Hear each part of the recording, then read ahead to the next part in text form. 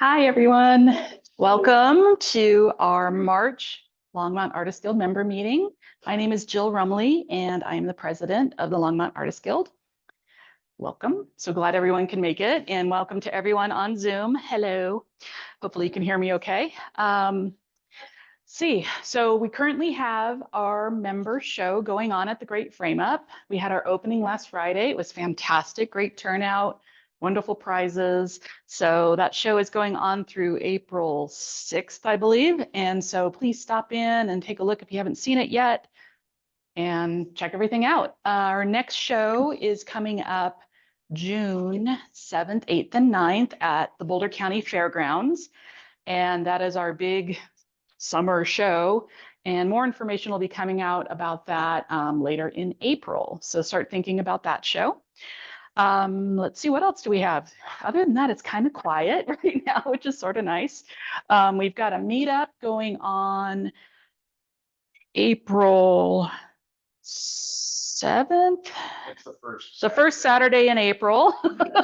My phone is being used for the camera, so I can't look on it. And that is at the Tasty Weasel, which is the Oscar Blues Tap Room on Sunset, and that is at 1 p.m. for you to join. It's kind of an artist networking group. We show up, we share tidbits. Sometimes people bring, their portfolios or projects, and it's kind of just a neat way to hang out and meet people and network. So it's April 6th at 1 p.m. Yep. And you can find us on Meetup. That's where we list the official meetup is on Meetup. Next month for April, we actually have a change in our programming.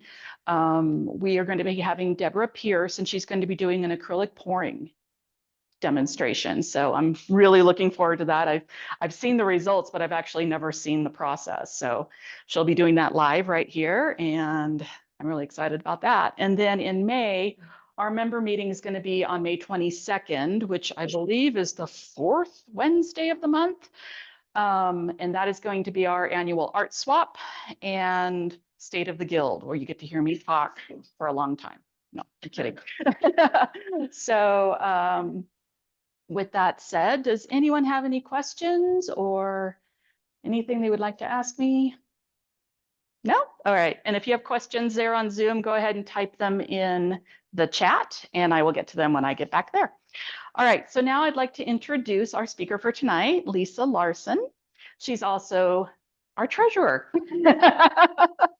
So I'm going to hand off the mic literally to Lisa. Put that on.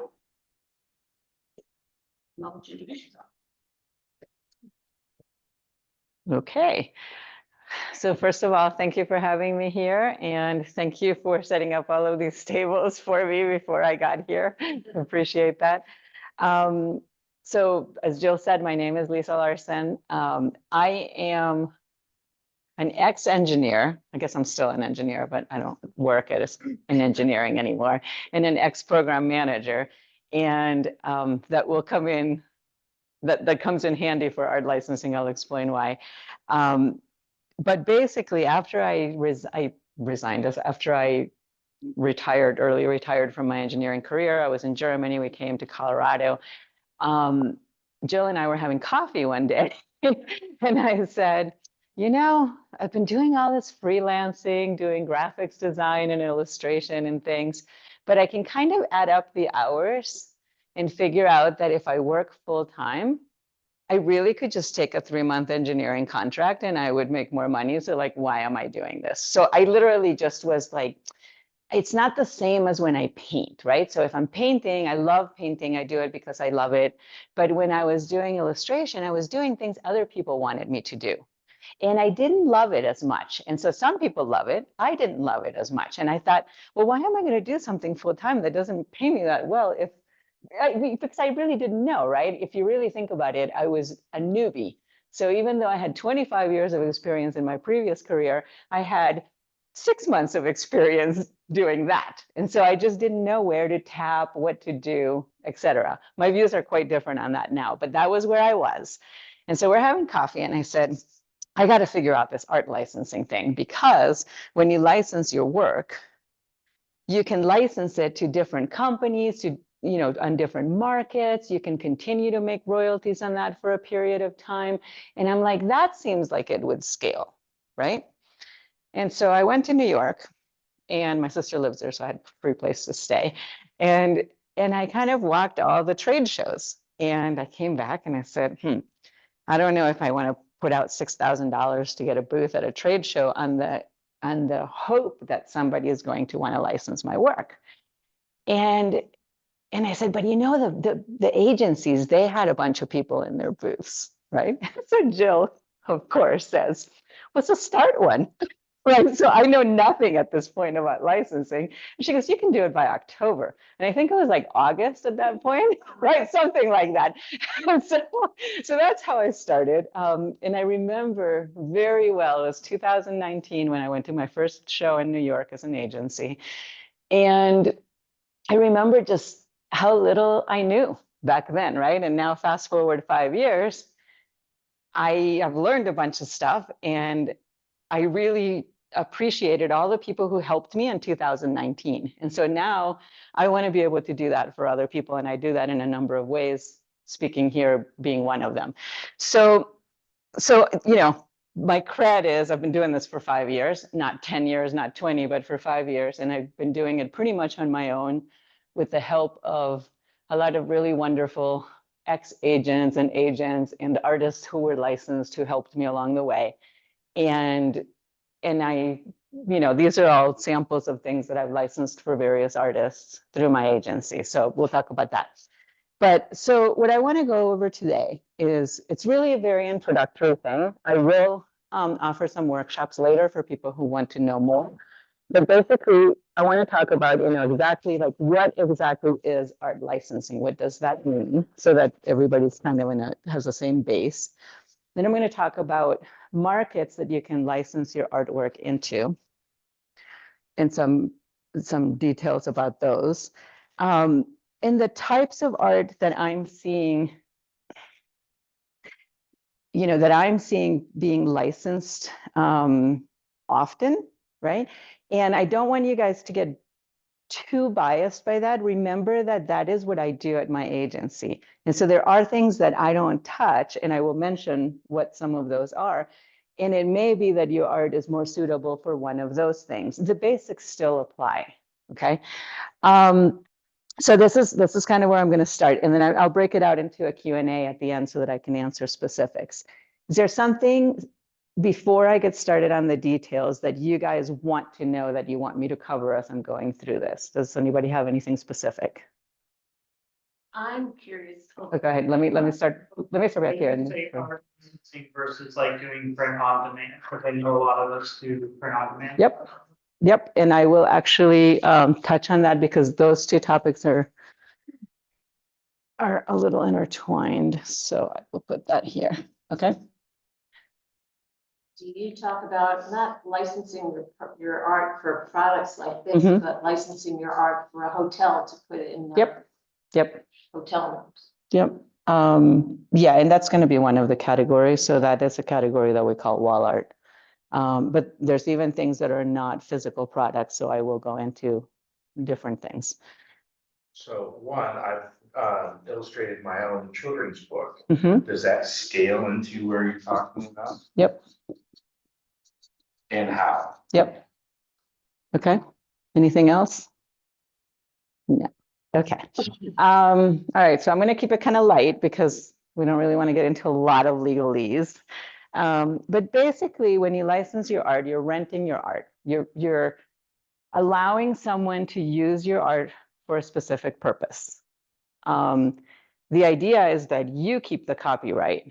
And so you can do everything else that you didn't give that license, that person who licensed your art rights to, okay? So for instance, the way that works is you say, so you say, okay, here's my artwork, you want to use it, all right? I'm going to let you use it. What rights do you grant to the people who want it, right?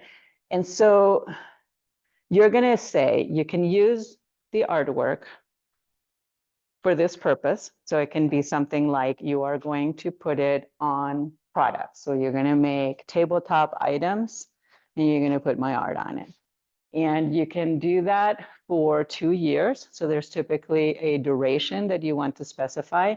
2 years is for these kinds of products that I'm going to show you, 2 years is pretty standard. And people typically want to have a renewal clause, like an auto renew clause if possible. 3 years sometimes. You then have to decide, okay, and where can you sell the products that you are putting my art on, right? And that's important because you tend to charge a little bit based on sort of like how deep the pockets are of the company that you're licensing to. So when somebody says, well, how much do you license something for a t-shirt?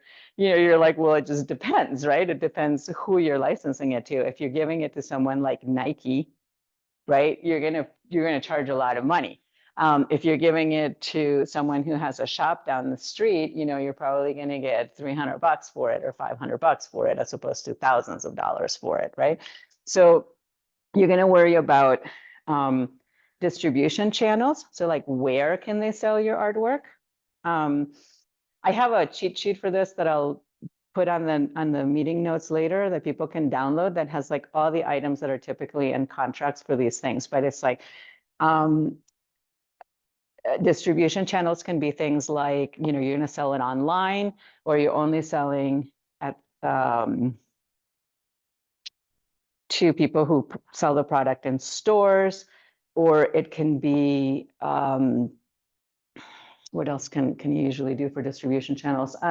They can sell to distributors, for instance. And so what happens is when you decide what the channels are, your pricing might change depending on what channel it is. Because if they're selling it to a distributor, they're going to be pretty crunched on prices, as well as, to really big box stores, but then there's a lot more volume. And so you tend to sometimes negotiate lower royalty rates to places that are going to sell a lot of your product, and higher royalty rates to places that are going to sell fewer. Okay, so there's the channels, and then there's geography. So is it United States only? Is it worldwide? Right? And if a company only sells in the US primarily, don't lock yourself into worldwide, because you might find another company in Europe that decides they want to carry the same product. And if your company doesn't sell in that market and they will let you do that, then why give all the rights away? And so a lot of times when you're negotiating the contracts, that's what you're thinking about. It's like, where is it being sold? How long do you want it? Those kinds of things will set your pricing. And so the grant of rights is kind of like the big thing. Like, what do you let them do? And you'd want to narrow that as much as you can. So for instance, with a company like Gift, right? So this is all sort of gift products. They have tabletop, and they have tea towels, and they have pot holders and aprons. And so they're kind of doing home decor and kitchen, right? And so you want them to put the stuff in as many products as possible, because the more SKUs you have, the more things they're probably going to sell, the bigger your check is going to be. But if somebody really only does t-shirts, and they say, we want to license this exclusively for apparel, then you're cutting yourself out of dresses and bathing suits and all kinds of other things that company that doesn't do that another company might do, right? And it makes sense if they're big enough and they want their brand to look like their brand, and so they don't want their patterns showing up at another company, because then it dilutes a little bit of their brand. That does make sense. But again, you kind of decide, right? Like, what makes sense for this deal, and how do I narrow it as much as possible? And so that's the other piece of the grant is exclusive or non-exclusive, okay? And the exclusive discussion is interesting too, because it will be exclusive. It could be exclusive by market, or it could be exclusive by product. So you could say you have exclusivity for tabletop for dishes, right? And that's it, right? Not for all of home decor. So somebody else comes in, they want pillows, you can give them pillows. you can say it's non-exclusive. So I've licensed greeting cards to small greeting card companies that pay flat fees. And they say, you know, look, we're so small and we only work with corporate clients that we just want a non-exclusive. And a big card company that's putting the stuff out for retail, they don't care. They'll just license it anyway. So it doesn't hold you back from being able to license it. This is where POD is going to come back in later. And so when you tell somebody it's exclusive and exclusive for that purpose, you have to be really careful that you don't put it out with someone else in that same market or you'll get sued, right? So it's important to like keep a good record of everything that you're doing. The other thing that comes up is whether you have an exclusive contract with that company as an artist. So now it's not just about the art exclusivity, but about your art, right? And so with wall art in particular, this happens quite a bit where a company says, we really like your work. We want to sell posters or wall art in various forms of your artwork. But you have to sign a contract with us for 2 years or for 5 years. And you can't license anything that you do into the wall art market with anyone else, right? And fabric companies like to do that too. That's kind of falling out of favor. But people will ask, they will say, so if we license something from you, do you want to, you know, we want you to be exclusive to us in this market, right? And be really careful when you sign that, because if they're going to give you $500 and you're tied in for 3 years, right? You can't make any more money in that market for that period of time, right? And so I generally, you know, big no-nos for me are don't sell your copyrights. You never know what's going to hit, what's going to be good, like what's going to sell well, what's going to get popular. You just don't know. So don't sell your copyrights. You can sell rights to a limited market in perpetuity if you want, but the copyright's still yours. Always keep that. And then, you know, don't sign away like 3 years with something that you don't have any kind of guaranteed income from, because if you just totally wipe out your best market, you have to wait 3 years before you can find someone else if they don't sell, right? Or if they don't make more product with your art. You had a question. You answered. Okay. I just listened a little bit. Okay. So that's kind of a lot of, you know, the discussion around rights. Like what kind of rights are you going to give them to use your art? That's very important, a huge, huge part of contracts. Another part is how do you get paid, right? So how do you get paid is a big deal. And so there's a number of ways that you get paid. I mean, there can be a bazillion combinations of these, but the main ways that you get paid are royalties, which means they're going to pay you something for every unit that they sell that has your artwork on it. Okay. And so it could be that they're going to pay you X number of cents for every unit, or it could be a percentage of some sale price, which I'll tell you what the caveats are there. But basically, they're going to sell your product, and then they're going to give you, say, 6% of what they earn on that product. You have to be very careful of how that's written in the contracts, because some people will say it's on the profit. Some people will say it's on sales minus returns, which that's okay. Some people will say it's when they do a print run. So as soon as they make the product, they know they're going to sell it, and they'll just pay you for the amount that they made. And so you get your money faster. That's rare, but it does happen. It could be when they actually ship to the stores, or it could be when they actually get paid.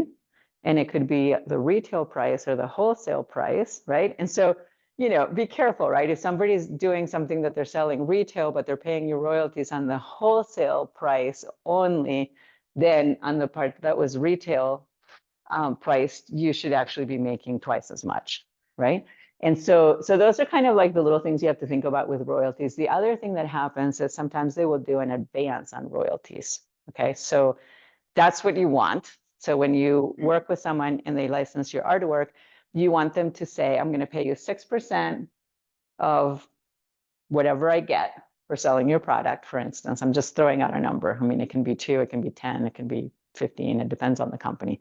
But, you know, a lot of them land in that 5-6% range, okay, for what I'm doing. And what they'll say is okay, we'll pay you that, but we'll give you an advance of $500 to help us design this collection, right? And so all of this actually came out of one pattern that this artist did that they really liked, right? And so then, but then they said, but we want a few more fruits and a couple more flowers. Do you think you could add a little bit to that, right? And that's where the advance comes in handy, is if they're asking you to do work to prepare the collection. And then it just sort of feels like, okay, well, now I got to get paid for a little bit of the work that I'm doing, because, you know, I don't want to wait 2 years to get a check. So the other part that happens is you know that they're invested. They've paid money already. So another common thing that happens is you can sign a contract. There's nothing in the contract that says they have to go to production with your art, okay? So they could license your art, keep it for 2 or 3 years, and never make product with it, right? Because a lot of companies are like, you know what? So a lot of companies pay no advance. Okay, so they're completely not invested. They have paid 0. So they've signed a contract with you, and they're like, we'll give you 6% of whatever we sell. But if they never manufacture it, you're going to get nothing, and your art's going to be tied up for that amount of time, right? That You know if it's being, What's that? how do you know if it's being produced? Well, so I'll get to that. So the reason it's a benefit to them is because they can come in and they can pick, say, 50 things that they think are going to go in their line, right? And then they can test it. They can test the market. They can show it to their clients ahead of time to see if they're interested in it. And then they can pick the ones that have the best response, right? And then they'll just make those, and then they might not make the other ones, right? You know, these are kind of the sorts of things that you have to weigh, right? Because what happens is you're building relationships with companies, right? And if they like a lot of your other artwork, they might say, so we're going to delay this, but can we start on this other one instead, right? And so a lot of times what you're trying to do is you're trying to get your foot in the door. And if no one is interested in that, and you've shown it to 1 million people, it might be an okay thing to do to put it under contract and then just sort of say, okay, that one didn't work, but you know what? In the meantime, I made this relationship, and I was able to license 3 or 4 other things. And so as an agent, I'm like super, super nervous, because I'm trying to make deals for the artists I represent, right? And I want to make sure they're going to get something, right? And so I'm always pushing for all of those things. And one of the things I put in my contracts, and most all of them, is by when do they have to go to production with the products. And if they don't go to production by that date, then the rights revert back to the artist, and then we have to talk again, right? And so that's another little tidbit that I've learned over the years. Okay. Do any of these companies ever do things like in spite, like to keep you off the market? You know, I've never run into that. I have never run into that, but I'm not working with huge companies. So, you know, I'm not.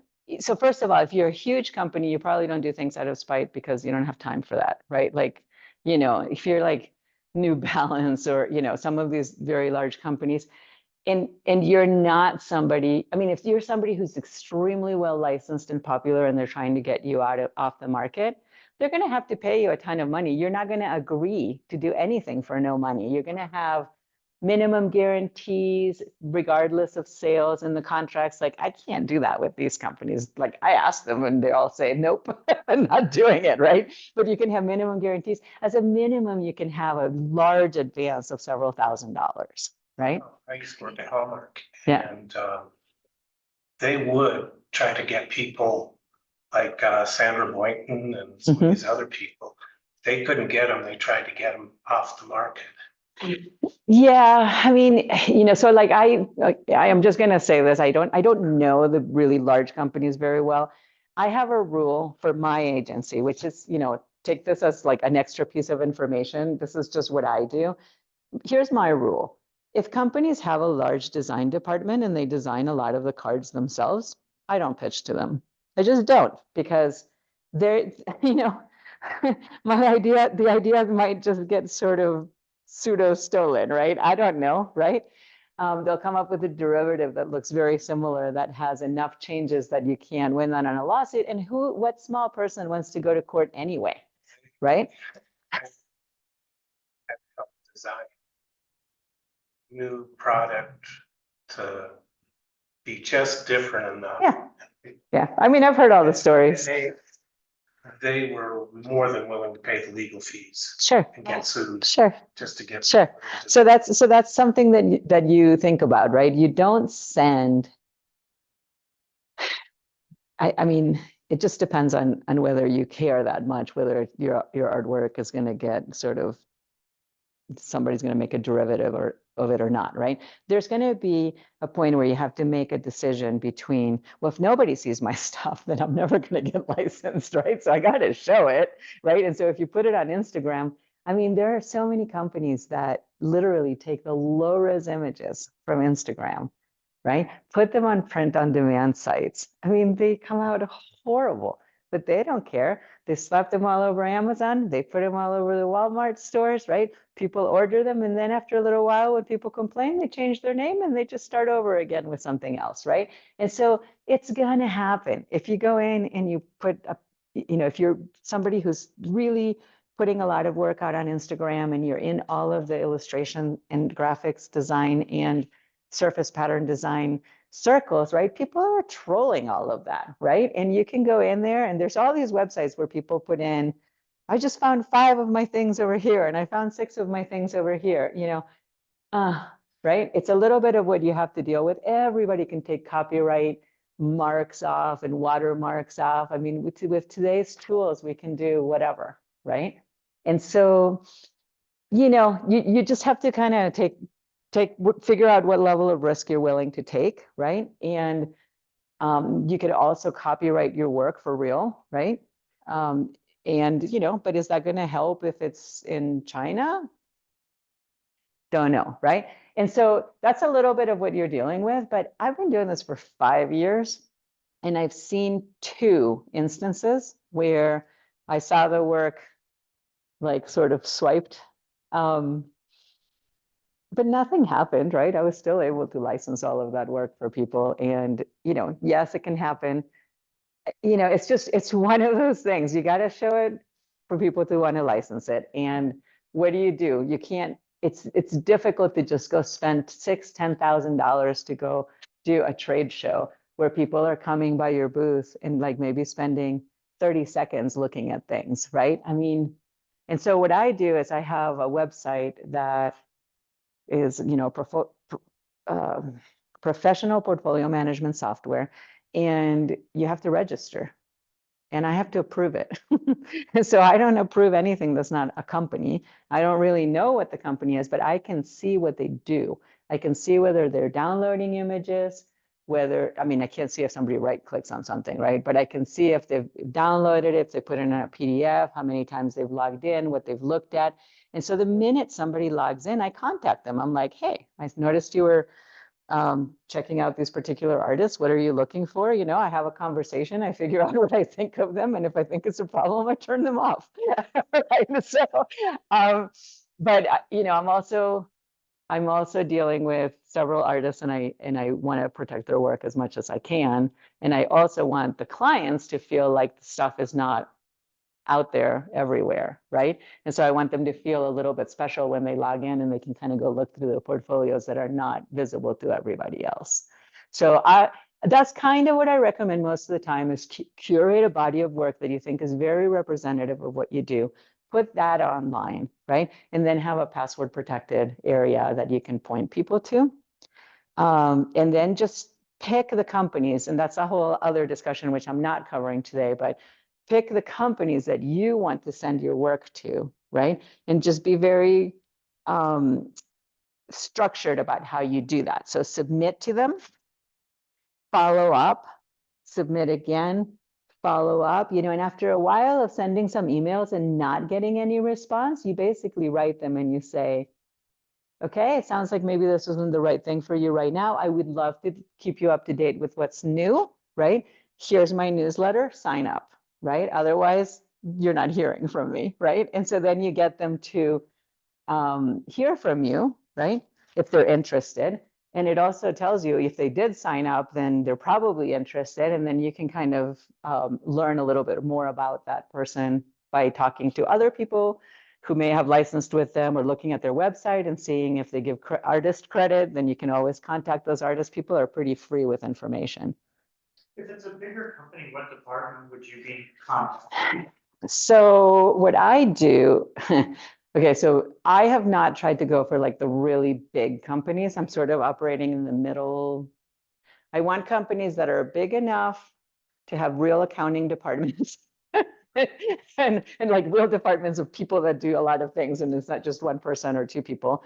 I like those best. They're not all like that. Like this is a small company. But I want them to have an accounting department. I want their products to be primarily like the reason their products sell is because the artwork that is on them, right? And they can't do it all in-house. I mean, greeting cards is a little bit different, but they can't do it all in-house because then everything starts kind of looking the same, right? Unless they hire so many people and then their costs go up enough that it makes sense to pay royalties instead, right? I want them to have a little bit of a graphics design department so they don't ask us to do all the layouts for their products, and they can edit things and you can just give them, you know, like somebody's asked me today for puzzle artwork because there's so much detail on it, they can piece it all out and they can make different patterns with it, right? And I'm like, oh, so you guys can do that, yay. Because when they start asking us to do that, then we have to spend hours and hours and hours separating all the work to make it go on a pattern. So big companies, who would you call? So medium companies, what I do is I call them and I say, I am an artist or an art agency that would like to submit artwork for consideration by your product development group, product design group, art director, you know, buyers sometimes. I can get a list of the names that I usually search for in LinkedIn, but that's, you know, usually I do that. And they'll either say, we don't give that information out. So if you try to call like anthropology, Right. they won't, right? They like to just go to shows, travel, see things, contact artists directly that are not well known in general, right? Not always. I mean, they do go with some fairly trendy artists that some of the agencies represent. But most of the time they just say, oh, yeah, the person that does this is this person. Let me patch you over. You get their name, make sure you get their phone number in case you get disconnected. All right. Go on LinkedIn and immediately ask for a connection, right? I mean, all of those things help. And then, you know, they may answer, they may not answer. Then you try to get their email as well at the same time before they transfer you. And you get the email and now you have somebody to write to, right? And typically what I do is send some sort of PDF or a link to a PDF or a link to a website. The PDF has to be small. PDFs sometimes get filtered out at companies, so you have to be careful with that. But I just send them something and also a link just in case PDF, they don't want to open the PDF or something, that shows a curated presentation that makes sense for that company. So I don't tend to send generic things that are like, so here's this portfolio from this artist that does everything. That typically doesn't land. As a matter of fact, people write me back and they're like, did you even look at our website to see what we do? Why did you send us all this stuff, right? So do your research, find out what they do, get a position on why what you have makes sense for their brand and for their company, and that's what you're trying to sell them on. So make sure that the imagery that you show them, not all of it, just some of it, is going to entice them to want to look for more, right? That's really how I go after them. So I was going to cover that today, but okay. All right, so let's talk a little bit about markets. So the markets that I deal with are mostly are, well, I'm going to say the markets that I think this group might care about are wall art is one, right? You asked about hotel chains. No, did you, the artwork that gets sold, that was you? Okay. So I don't know the answer on whether hotels will license the artwork or whether hotels will buy prints from companies that license the artwork and then create prints to sell to the hotels. I don't know that.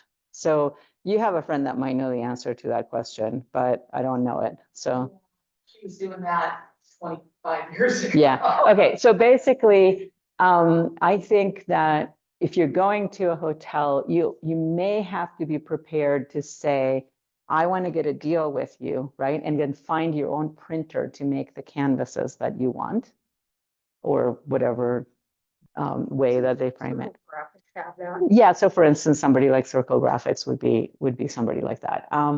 And so, you know, if you go in, you might have to go in with that mindset, but you also, you know, I've heard, I don't know if this is true, I've heard that there are a lot of people that just come in with catalogs that they make and then just try to sell pretty cheap prints to hotels, that they can basically just get a cheap cost and then they make X amount of money because they sold volume to that chain. I don't know. I've heard Yeah. both, because I mean, I actually wrote an article about the benefits of hanging art in spas. Right. So I spoke to spa directors Mhm. and most of them were not buying, they were exhibiting original art. Yeah. That wasn't in hotel Yeah. rooms, that was around the hotel. Right. Somebody else who is an artist like 25 years ago. said, Right. oh yeah, they didn't want to buy, they wanted the original, but then they were gonna make prints. Right. For all the Yeah. rooms. Yeah. Okay. So yeah, I don't know that one really well. What I know is that there are a lot of companies that license artwork for wall art. And if you walk into, you know, a lot of the home decorating stores and even, you know, Hobby Lobby, blah, blah, blah, right? You'll see there's just tons and tons of decorative wall art that is sold, and they're always looking for new things and what's trending. And so what's going to happen there, and wall art in particular, what I've heard from other agents is that they're very, very trendy. So when you get your work in there, it tends not to stick around for a really long time, and because they want to bring in whatever the new thing is. And so if monochrome, you know, if black and white is in vogue, then they're going to do a lot of black and white. And if all of a sudden, you know, blues and whites or nautical or abstract, you know, like these 2 years might be really a lot of abstract art is selling, right? And then this other years, it's something else, right? And so they go in and they buy all the trend reports, and then they do that. And then the cutesy things, you know, so like a while back, llamas were the big thing. And so everything had llamas on it, and succulents were a big thing. And so anything, you know, if you had cute little succulents, that would be there. The other thing that comes up a lot is holiday, right? So anyway, I'm gonna wrap that for a second so that I can head back in here again in a minute. I did forget one thing about how do you get paid. So royalties were the big thing in advances. You can also get paid as a flat fee. I forgot to mention that. So some people say, I will pay you just a flat fee. And it's not to buy your artwork if you're licensing it, but just to use it for a certain period of time. And that's okay. That's kind of what you want with small companies is an advance. You know, you kind of want a flat fee that they give you in advance, because then you don't have to worry about them not being very organized with how they keep track of their sales. Okay, so back to markets. All right, so wall art. The other one that's really big for, you know, I'm going to say this is people call this surface pattern design or surface design, is fabric. And fabric is going to take a couple of flavors. It's going to be quilt fabric, which is what all of this is here that I brought. It will be apparel, so fashion. What else? You know, and fashion's a little bit more competitive, I would say, than quilt fabric. Quilt fabric refreshes every quarter at every company, so they bring in new collections every quarter, so you have kind of an easy way to get in. And fashion people, you know, they hang out in New York and LA, and they go to shows, and then they go, oh, I want that one, right? And so you get like maybe a bunch of money up front. A lot of times they want to buy it outright, okay? And so some companies license, you know, a lot of the catalogs that you get in the mail, a lot of, so for instance, like Garnet Hill is a good example of somebody who licenses. Macy's licenses for fashion, right? Okay, let me just take a quick look here because there's one more fabric category that I'm missing that I want to make sure I give you.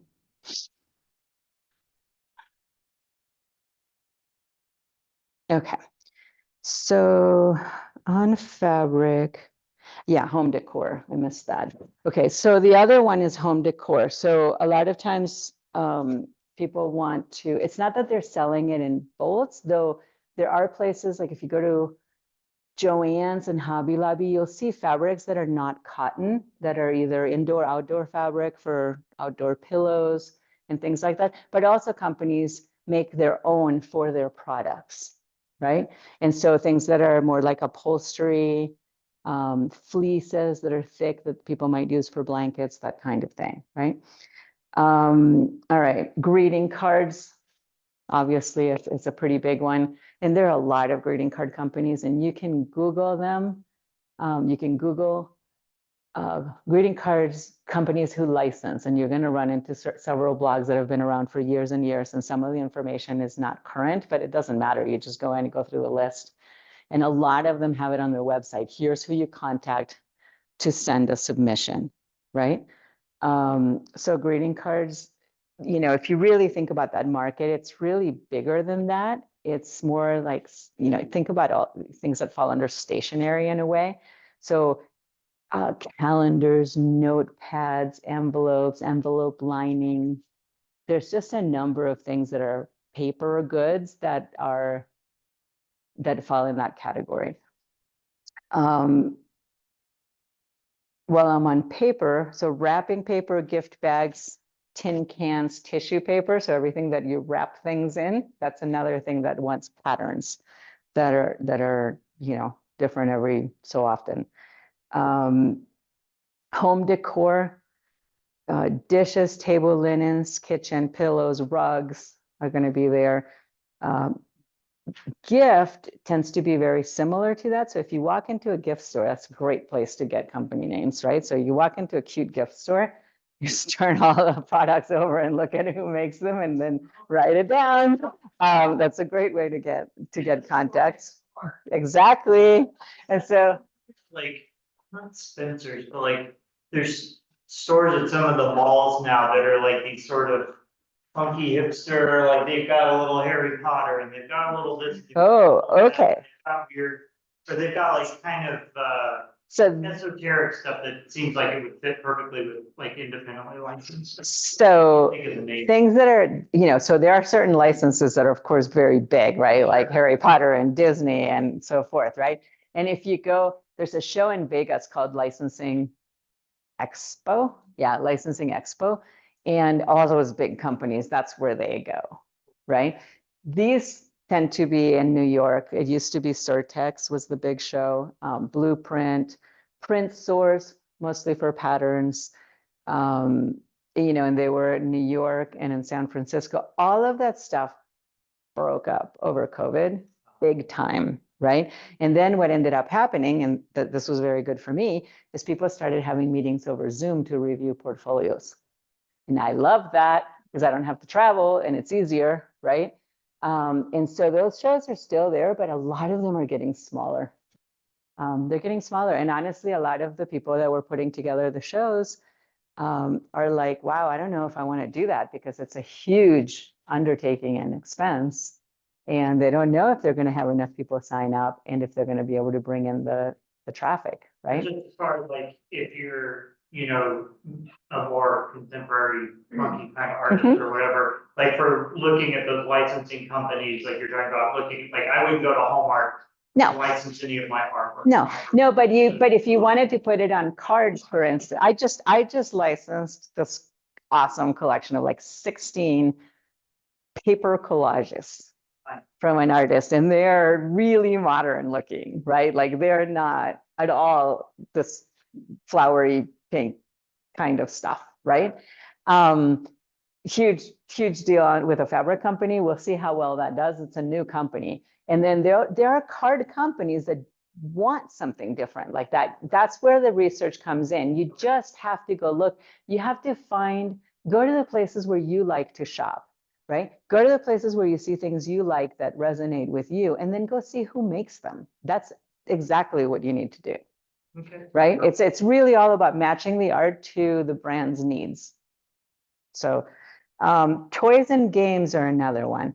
So puzzles got really big during COVID, but they're still big, right? That hasn't slowed down one bit, and the companies are licensing a lot for puzzles. Puzzles is another area where you can have something that is very unique, right? That is just fun to put together. And so that's another area that you can do fine art. The puzzle companies are starting to slowly get out of kind of the Thomas Kincaid kind of look, right? And so it was very traditional, very, that's kind of what it was like. And now that's starting to change quite a bit. And so now you're starting to see more interesting things. But, there's always going to be oversaturated photography, older artists that have been established that they have relationships with from like forever. But they're looking for new things. They are actually looking for something that sets them apart from the competition. Otherwise, when everything looks the same, why do they get an advantage? So, And like you said, if you're researching that correctly, then you're gonna see what they want, and then you can send along the things that they, would be interested in, instead of sending them like, here's 40 of my pieces. right. And I think so you want to do that. And a little bit of how you stretch companies is you look at what they have, you look at what's new. So go look at catalogs that are 3 years old, 2 years old, 1 year old, and look at their new releases on their website and see how they're changing, because people change art directors pretty often in these companies, right? And so they get a new vibe that they're trying to go for. And the people that own the companies that are making the decisions are like really shy to change the formula because they don't know if it's going to break things, right? And so what you kind of want to do is see in what direction it's going. And then you want to say, okay, so they seem to be doing this, they've been doing this now for a couple of years, so it must be working for them. And then you can figure out how to stretch that a little bit. But if you kind of hit them with something totally different, sometimes it's hard, right? It's going to be a hit or miss. And sometimes it's like, if you have something that is similar enough but different, right? Then they can feel like, okay, well, this is kind of something we already do, but now it's in a different form, right? And then gives them a little bit of, they feel more comfortable. Okay, so craft books. So let me go to publishing for a second. Children's books. That's a big category. I have seen most of the agencies that I know are moving to doing a lot of licensing to publishers these days. And so anybody who can illustrate children's books, that's a thing, right? For sure, right? But children's books, it takes a while to become a proficient children's book illustrator. There's a lot to that, right?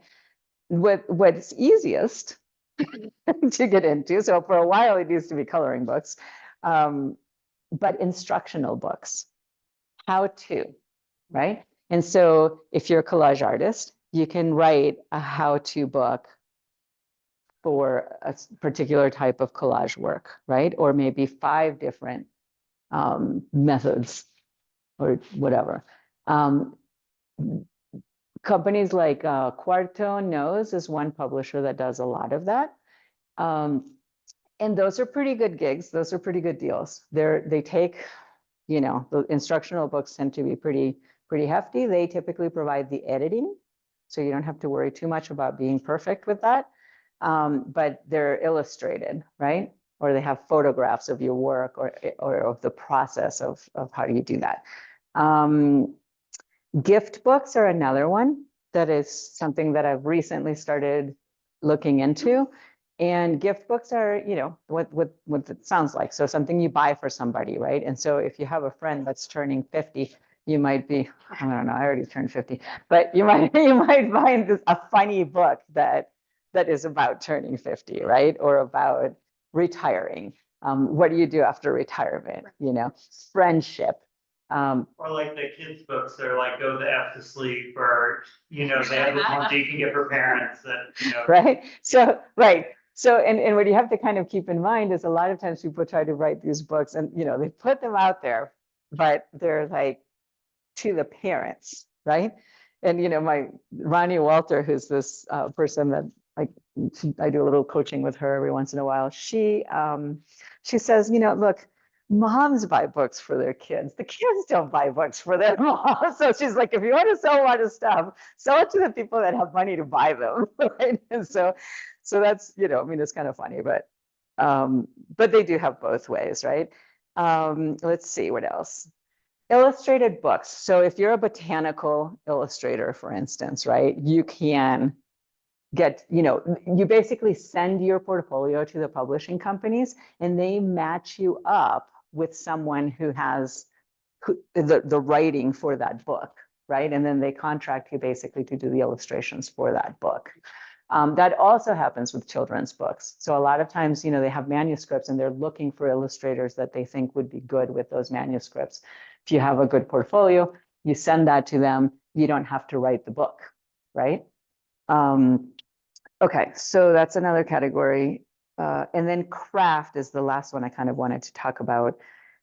So that's going to be things like scrapbooking papers, stickers, any kind of craft kit, needle crafts. So cross stitch, needle point, any kind of kit like that, or diamond art kits. I'll show you that. I have an example of that. And so those are kind of like the markets that I think are licensing the most. Now, let me just kind of get a little out there with this. You could license your artwork to be used in some sort of CGI project that somebody has. Okay, and I'll tell you a funny story. When I started freelancing, this costume shop in LA called me and said, so we need somebody to recreate this shirt that, I don't know if it was a bass player or guitarist for Elton John, was wearing at this particular concert at the stadium, because they're going to do a CGI thing for his Yellow Brick Road thing, whatever. And I'm not allowed to say I did this, so it's not written down anywhere. So I went and did all the research and I found the pattern and I made the pattern, I painted it and I made the repeat and I sent it to them and they made the fabric, they sewed the shirt, they got somebody to, like, you know, pose for it or whatever. They took all the photography and then they gave it to the studio that did the CGI work for that film, right? And so, you know, the LA store, I'm sure, got paid a bunch of money for that, right? And they did a lot of work. But if you can hook up directly sometimes with things like that, you know, it just depends on how much you have. Like if I have one pattern for something that's that big, then I don't want to deal with one person, right? So, but yeah, so it could be CGI, it could be a video game. It could be something for a video game. You could maybe have textures that they use for some of the video games. Or character design, right?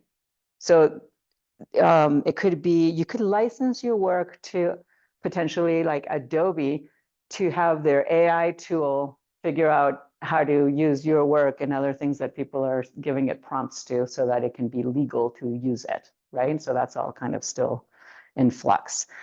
So there's so many things, there's so many ways. It could be a set, it could be advertising. You could license it for advertising. It doesn't even have to go on an actual product, right? So, you know, it's really more about like who needs artwork and I have what they want, right? And then you just figure out how to get paid for it without selling the copyright. That's really what I'm talking about. And of course you want things that get used over and over and over and over again if you can, because then you can continue to earn royalties while that product is in production. Okay. So underneath those markets, like if you look at each one, and I'm not going to go through details, but I'll tell you a couple of examples. If you look at fashion, there's always subsets of that, right? So it could be designs that go on men's ties, right? So it could be very niche. It could be baby. It could be for a specific part of fashion, like just swimsuits, or I forget what they call that. There's a name for that category. But, you know, it could be, so you could have these subsets like that in each category. a niche market. And then you can also have like these topics, these themes that they're interested in. Like it could be holiday things, nautical, patriotic, animals, fruits and veggies, floral, abstract, dogs, cats, you know, whatever people buy, right? I mean, if you're putting it on product, you're kind of looking for people to buy it. So I always say it's just like look at what's out there and see whether what you do. I don't really think it's great to go chase something that you don't do. I think it's the key. What makes you good is that there's something you do. And what you want to do is you want to find who can use that, right? That's when you get the good deals, right? There's so many people that are copycats. It's just, it gets difficult for the art directors to sort through all of that stuff because it all kind of starts looking the same after a while. So, and like what you were talking about with commissions, like when you're trying to chase an audience yeah, for stuff you don't do, it's like, right. how much fun is that? And then you're spending your time, you should be making. Exactly, exactly. So then there's this other consideration, which is, are you trying to sell to mass market or are you trying to sell to kind of a niche market that has a very specific audience? And that matters because if you're trying to sell to the mass market and you do something that, you know, middle America is not going to buy, then the companies that make those products are not going to license your work, right? I mean, it is like, it's so easy to tell, right? But if you're like saying, I just want my stuff to be, you know, at Spencer's, like that's my audience, right? Then that's what you do. You design for that, right? Or you match what you do to that particular company. Okay. So the way that most people talk about what they're going to license from you, they talk about a placement piece or a technical repeat, right?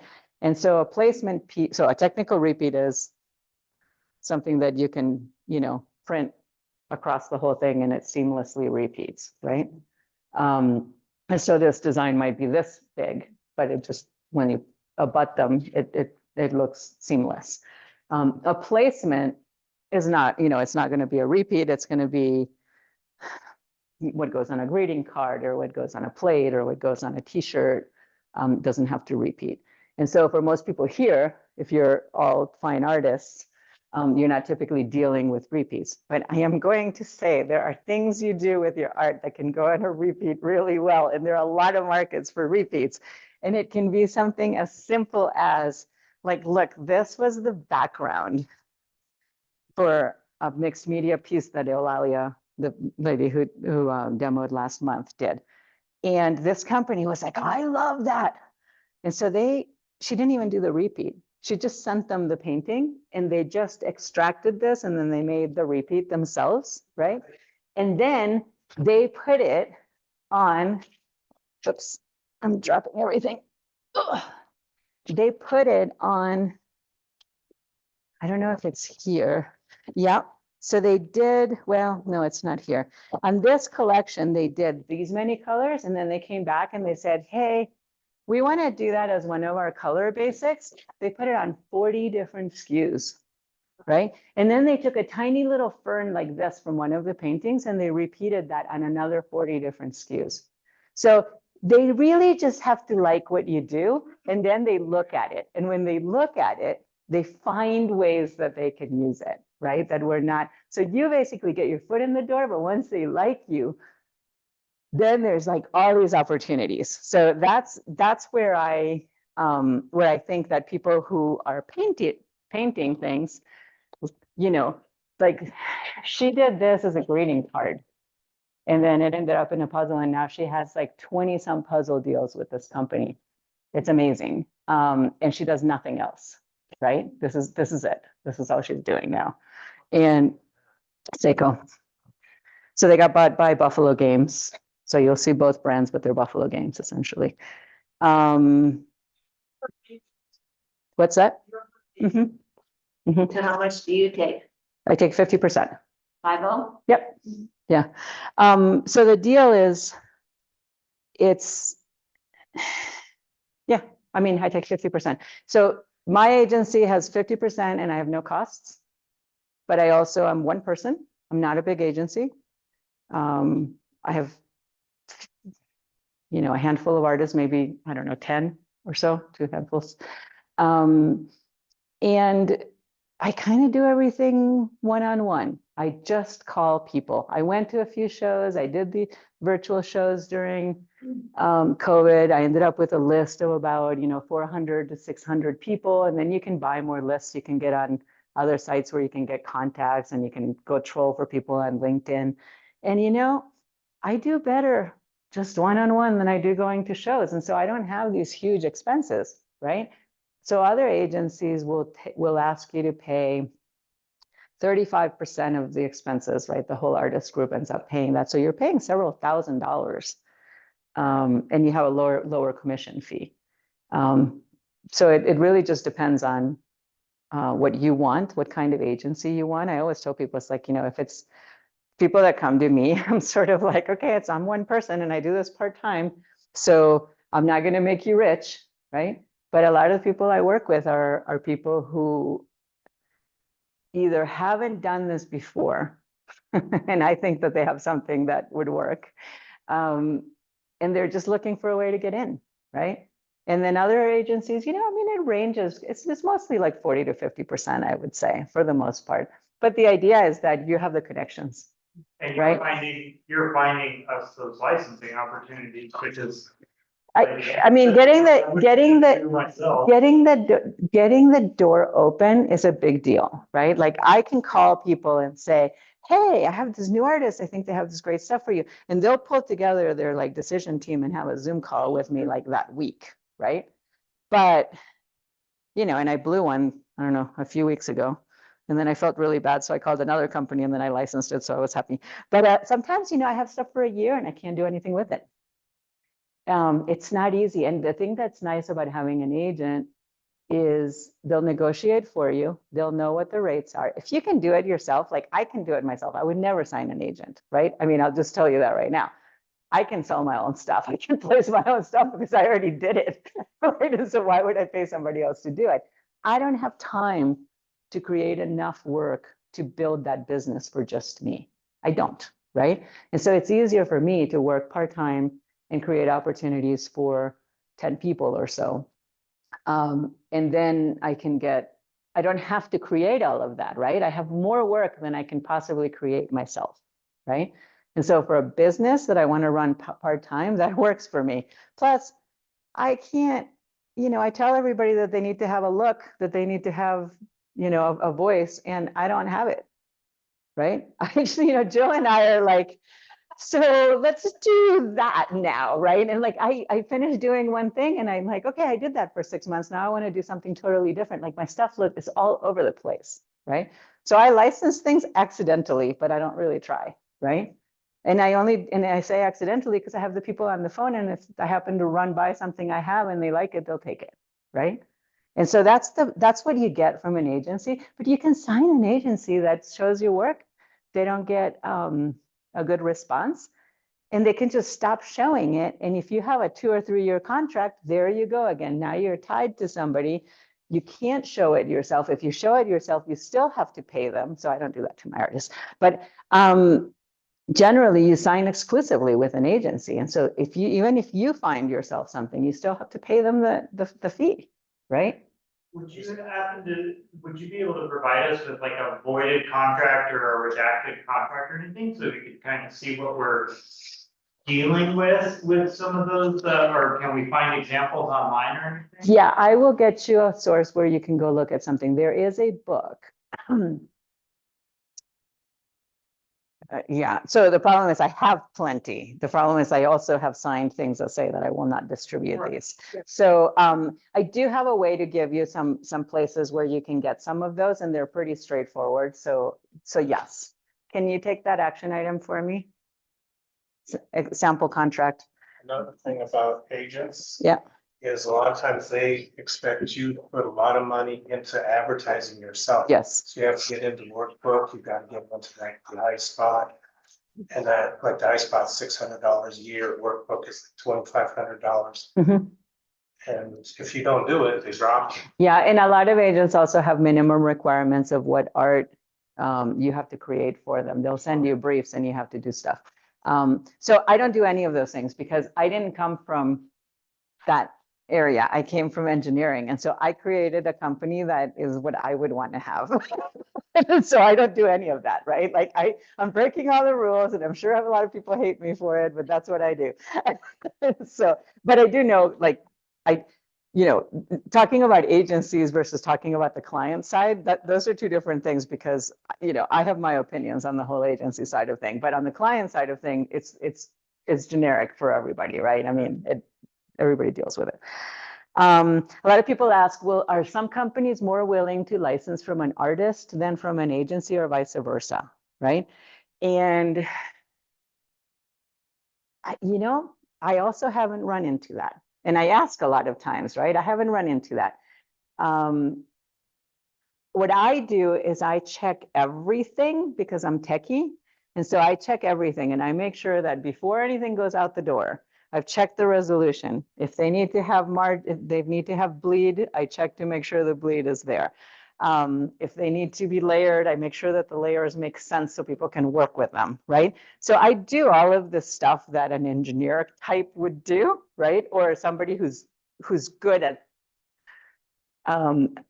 doing that already would do. But a lot of new people, they don't know. They don't even know how people are going to use their layers on their work, or they don't even know if they should have layers, because a lot of people paint.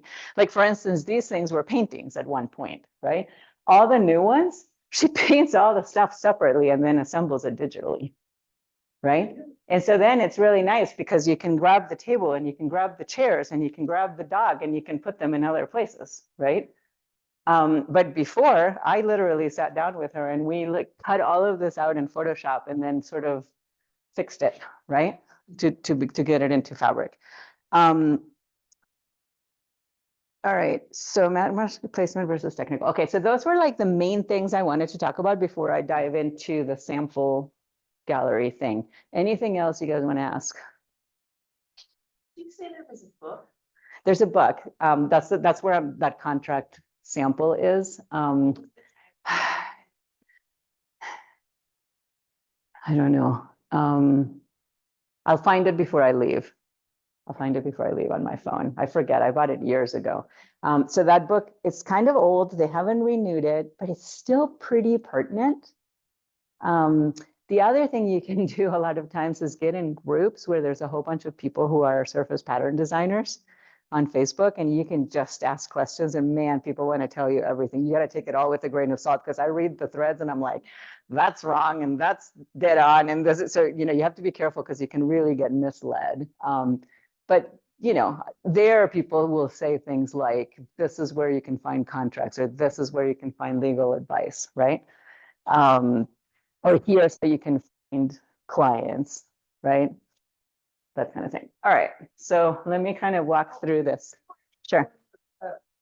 So you have to be really careful with, this is a business. I go to you as an agent, that's your business, and it's my business. So Sure. I have to set up my taxes. Yep. So that's where you have to be very organized. Oh, yeah. And treat that as that business. So when you're saying sometimes you get paid, sometimes you don't get paid. So what are the losses, the gains? So you just treat it as a business.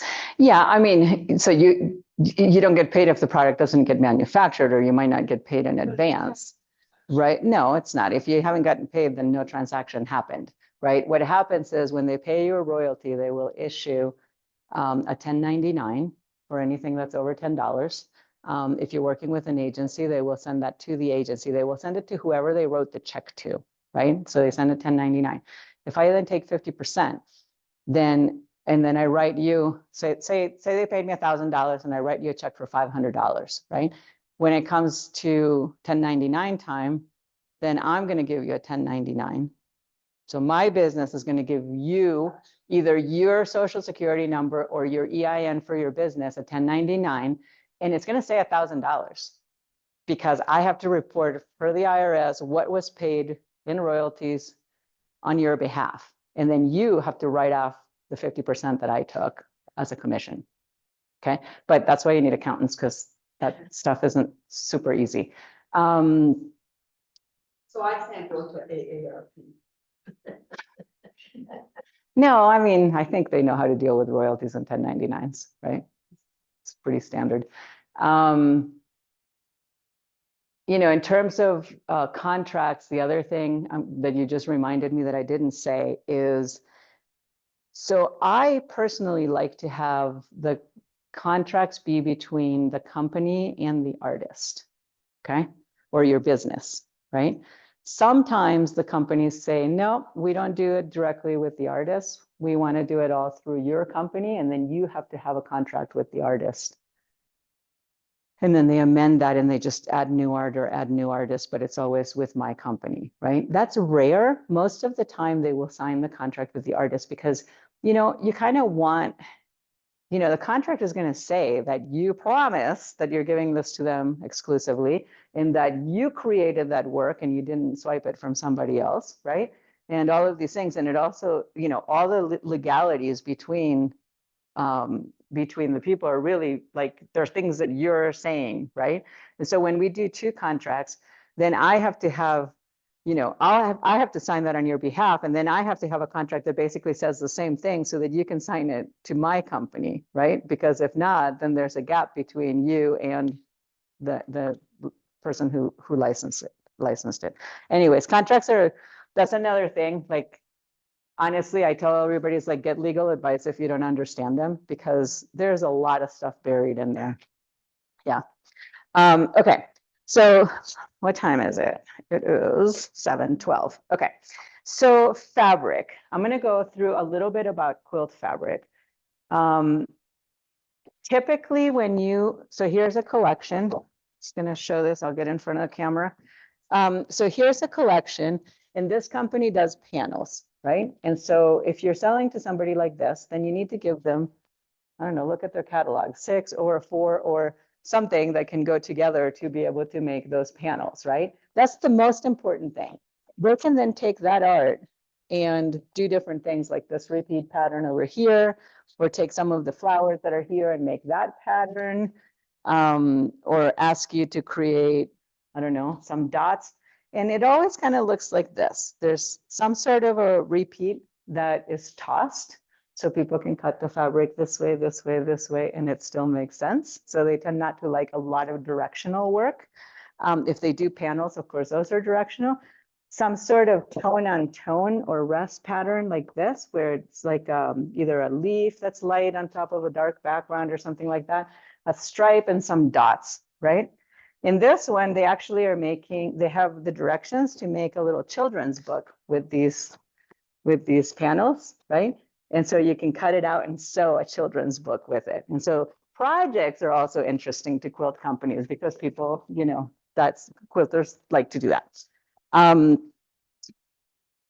You know, and a lot of these will look like this because this is the same company. So you'll see they'll have panels, stripes, tossed backgrounds. Okay. So Lisa, are all those part of one painting or, She did 6 of these chickens, right? but the stripes in the background don't? Okay, so look, when you get a deal, when you get a deal with a company like this, if they can take a stripe out of your artwork, they will, right? In this case, they can't, right? And so then they said, hey, can you make a stripe? I mean, look at the stripe. It's super easy. She just used her colors. It probably took her 10 minutes to do this, right? So you help them. This was a different pattern that she had in her, it wasn't a repeat. It was just a markings that she did, right? And they were in the portfolio and the colors worked. And so they grabbed that too, right? But like the little flowers and stuff, they just took them out of the paintings. Yeah. So, oh yeah. Yeah. Yeah, right. And then, you know, some of them will be like this. Again, this got licensed with one of those collections. It was not made with that collection. It was just one of her, just like she was doing the other day in the demo last month. She just, you know, does some mixed media work and then they put it in repeat, right? The collages that I licensed to this other company this week, none of those are on repeat. And actually they weren't even very big. A lot of them were like 6 by 8 and 8 by 10. And so we scanned them at 600 DPI and gave them to them at 300 double size. Good enough, right? And so, so they'll do all of this.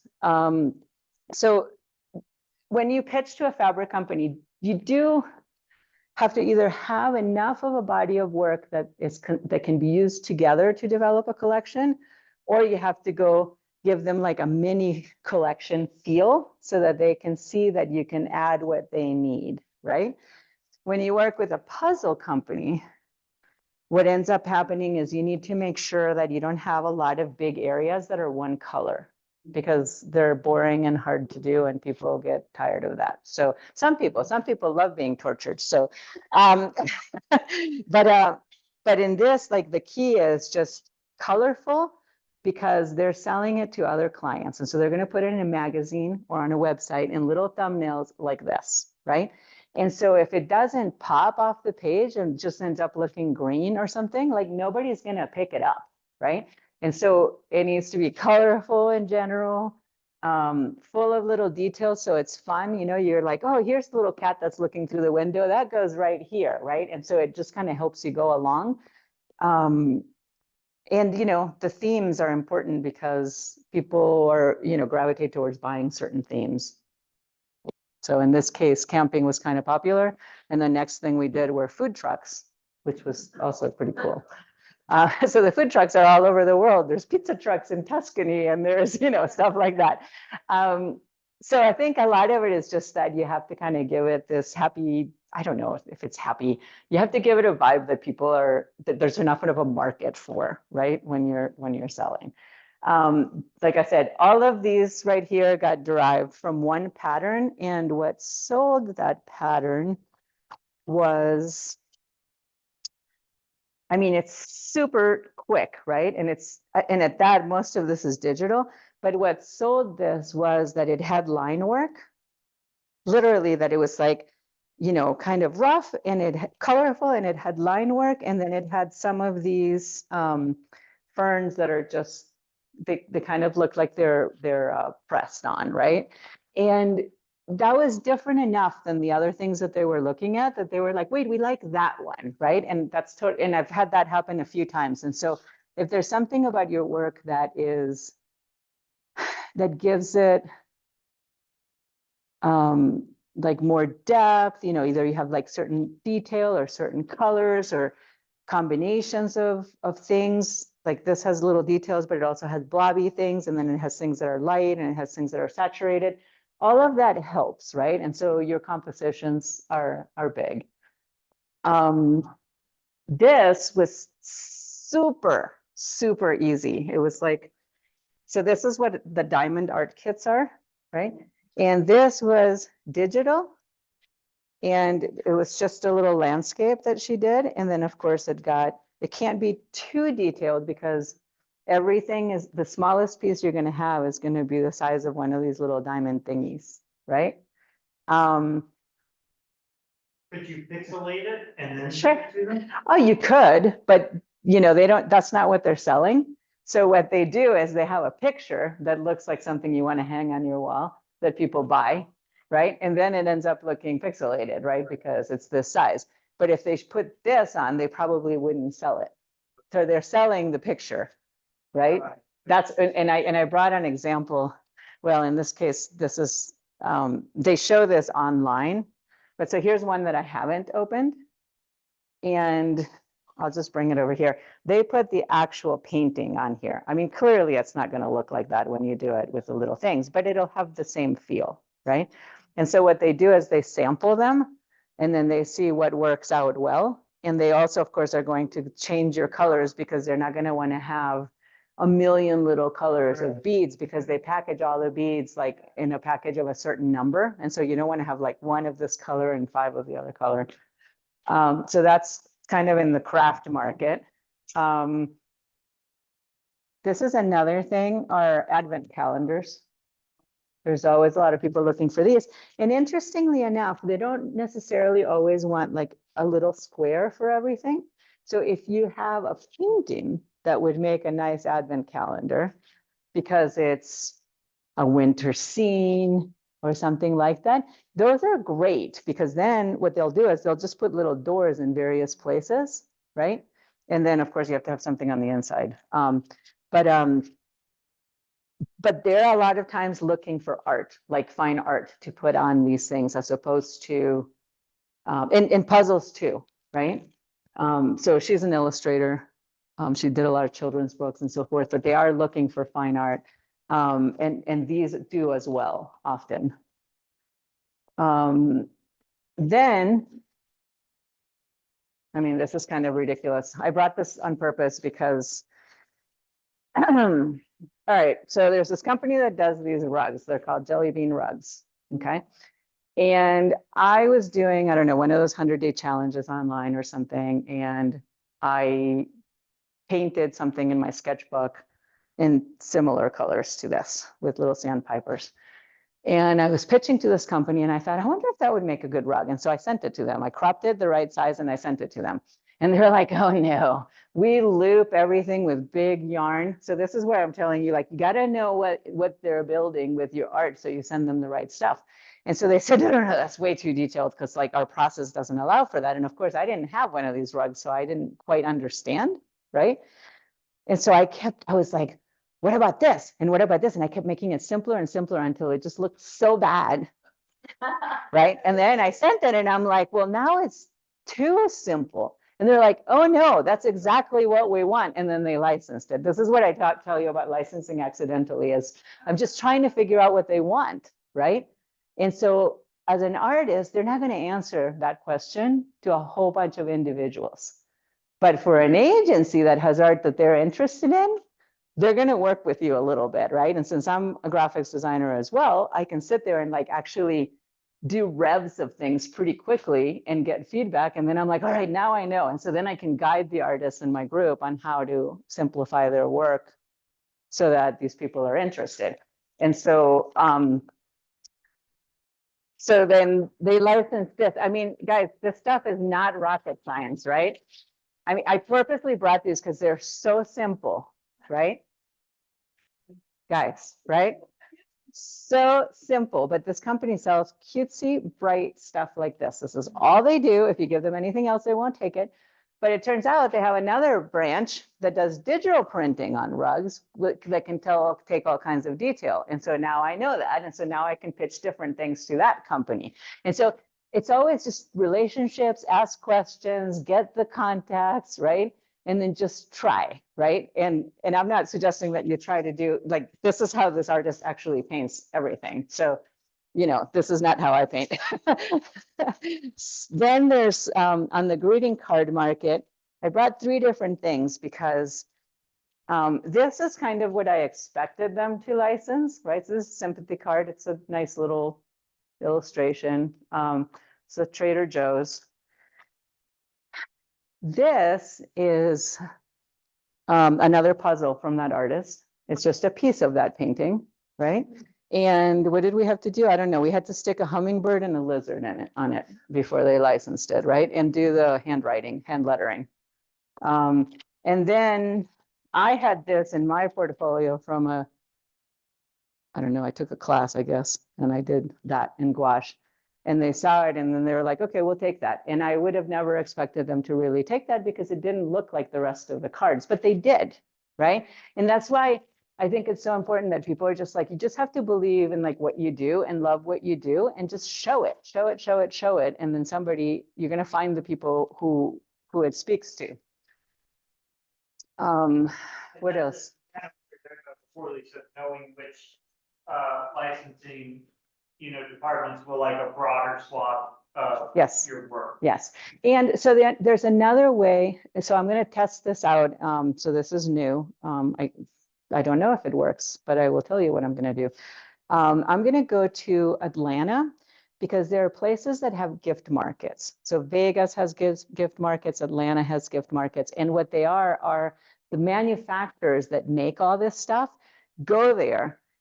And then the gift shops that buy this stuff go there to buy, right? Or to figure out what they want or place orders or get catalogs, get to know new companies and so forth. And so I'm going to figure out how to get in because I want to see all these companies that do this stuff to see which ones work with the art that I'm representing so that I can then go hit them up, right? So that's another place that you can get contact information, but it's hard to get in if you're not a shop, right? So, you know, you either have to go with a shop or you have to go with have a manufacturer that you license to let you in, or make a fake shop. Sorry, no. No, it takes quite a bit. They typically want you to have business cards and catalogs and a website and, you know, an actual sales license and so forth. So to get in. All right. I'm starting to see more people creating wallpaper. Mhm. Is that, That's a thing. that's another. That's a thing. So here are going to be my suggestions regarding that. So with fabric, I tell people it's like you have to know what they're using it for, right? And so if you're making quilts, you're going to cut up little pieces of fabric and you're going to sew them all back together to make another shape, like a star or a basket or a something, right? And so if all your little triangles are blue, it doesn't really matter what other little critters you have on them. They're all going to look blue and the whole thing's going to look blue and you're not going to see the stars. And so you need to have whites or light colors and medium tones and darker colors and large prints and small prints and medium prints and start, like you need to have the things that a quilter needs to do the thing that they want to do, right?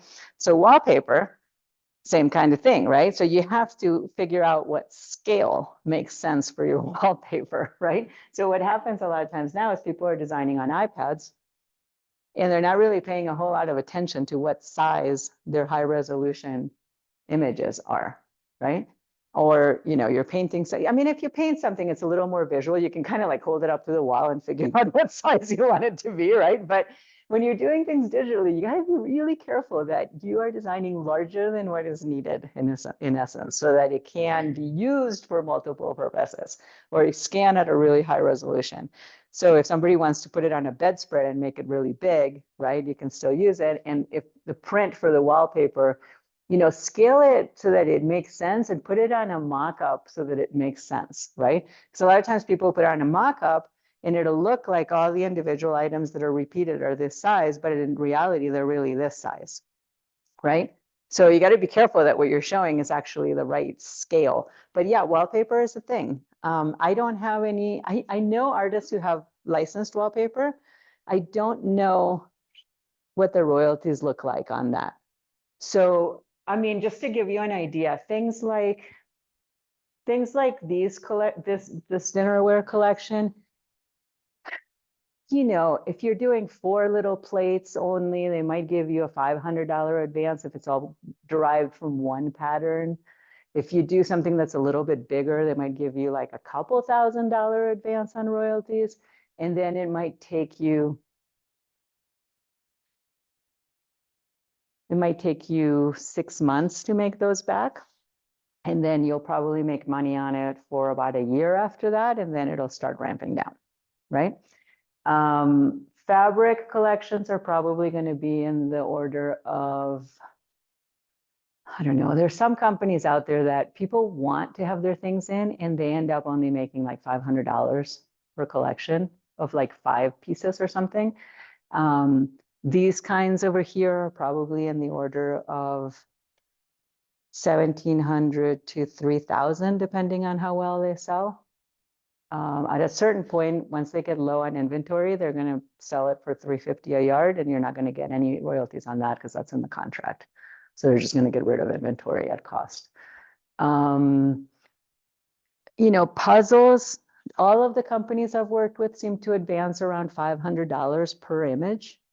And if this is where you have to make sure, you know, if they're selling at Walmart and Target and Kohl's and things like that, you know, you might get royalties in the, you know, anywhere between $250 and $500 per image. The more you have, the more they can do with them, and the more airtime they get, and the more they sell. So when you're first getting started, it's harder to get bigger numbers. And when you have a lot of product with someone, then you can. Like this stuff ended up in the cover of the catalog in like the first 6 pages. And it sold like crazy when it was in that spot, right? It sold I don't know, 10 times better than it did before. And then it gets off and then it goes back to a 10th, right? So Have you ever seen someone get an advance and then the product doesn't sell and then do they owe the company? no, so advances are non-refundable. That needs to be written in the contract, right? And that's the reason you want an advance. So how does this compare with print on demand and things like that? Okay, so print on demand, sure. Question in there before you go on. Yep. Print on demand. Yep. Is it better to have your work copyrighted, not pending, before submitting to a company for consideration? Okay, so I'm going to duck that question because I am not a copyright lawyer. A lot of people, so each artist that signs with me is responsible for figuring out how they want to protect their artwork. I don't take that on. I'm not big enough to have like a lawyer that I consult with for that. And I also don't want to be responsible for people taking that. The things that you can look up are, of course, the safest thing is it's copyrighted and you haven't shown it to anybody. Okay, obviously. If you're careful about, dating everything and publishing it somewhere with a certain, on a certain date before you show it, I think there's a trail there that can protect you. I mean, you own it, you did it, you published it before anybody else had it. And so you can navigate those sets of risks however you like, right? I personally, my artwork is a hobby for me, right? And so this is why I can't really tell somebody like, this would work in this one. I'm not a lawyer, right? And I take way more risks with my artwork than I would ever recommend anybody do because I'm not all that worried about it. That's not my main consideration. I just like getting stuff on products. I like getting it out there. It's a lot of it is really a hobby for me. My business is not, but my personal artwork kind of is, right? How do you determine who is a good client for you? So my rule for my clients is like this. I want them, like I said before, I want them to have an accounting department. I want their products to rely on fresh new artwork. I want to see that they're refreshing on a regular basis. I particularly like it when they keep the products. So they refresh, but they keep the products for a longer period of time than like quilt companies are like, they'll have it for a year, but they really market it for a quarter, right? And so I want longevity. I mean, how do you decide how an artist is a good client for you? Oh, for me. For you to take on as an artist? Whew, that's a big question. Yeah, there's not a real straight answer with that because this is my post-retirement job. So I just do things because I want to, right? And so my decisions are not always like the best business decisions. I don't do that. But most other companies are going to for sure be making that, as a business decision. And so what I do is I know my clients, I know who I have, right? I know what markets I'm going after, right? And so I look at people's work and I go, does it fit, right? I have to look, if I want to keep doing business with all these companies, I've made repeat business with every single company I signed since 2019. All of them come back to me, right? I always give them stuff that's right. They never have problems with the quality. But I have to keep giving them new things to look at. If I don't, they go to another agency, and after a while, I lose my spot. And so if the artists I have are not giving me enough to be able to do that, right, then I don't look like a very credible agency to them. And so my first order of business is make sure you have new stuff to be showing to the clients, right? And I do, like if I license like this artist, I get it. She gets me stuff to send to this company like at least once a quarter, right? That is like literally, the best intel that I can give her about what they're looking for next, right? And then she goes and makes something like that because that's how she's going to keep getting business. That's the easiest business you can get is repeat business, right? And so if they're not picking up her stuff, I'm like, okay, I need like 2 more people that I can be showing that work for this company. Same thing. So I have like, for me are like greeting cards, fabric, home decor. Tabletop is big for me. Well, I want to get into gift wrap and gift bags. I don't have a company that I'm working with for that. And puzzles, I'm pretty set with puzzles because I have about 4 people in no, five people in with 2 companies, right? And so I'm kind of like, I'm okay with that right now. So that's how I look. And then, I look at how often do you create art, right? So I'll go troll your Instagram and I'll talk to people. And I want to make sure that people are not super high maintenance because I don't have time. So people need to be professional about what they do. I've tried to work with a few people that were really great, but their computer skills were really, really, really not there. And I just can't be answering questions about how do I send this to you, and I can't figure out how to use Google Drive, and I just can't. I don't have time for that, right? And so I want people to be able to deliver files. I need people to be able to upload stuff to an online portfolio. I want them to create art regularly. I want them to be fun to work with so we can brainstorm and meet and like come up with new ideas and have it be a pleasant experience. And I need them to be professional, right? And good at what they do. But I do often pick people that, I look at the stuff and I'm just like, okay, that's not going to license. But this is really cool. And if they did this, this, and this, I bet I could get that in, right? And I'll talk to them and I'll just say, look, here's what it would take. And if they want to, they'll do it, right? And so I have a few people like that, they thought they were going to give up illustration. They were so talented. And now they have some, especially with puzzles, they got into that and they love it, right? So for me, it's very personal. It's just like, who do I want to work with? and do I think it's going to work? I don't want to frustrate people. This takes forever, honestly. Like it took me 5 years to like actually feel like 4 years to feel like it's a real business. And I'm a little, Jill knows me, I work pretty hard, even if I say I work part-time. So, you send stuff out, you don't hear from people, they don't write you back. You have to keep sending. You can't get your feelings hurt. You can't get bruised. You have to just keep sending the stuff. You have to keep trying. And eventually you get one. And then when you get one, you get another one. And then you get another one. Like it just rolls from there, right? It's just getting in, getting the confidence. But then, it might take a year and a half before you see any money, right? So it's not like what you do to pay your bills right away, right? It can turn into that, but it's not going to happen overnight. Yep.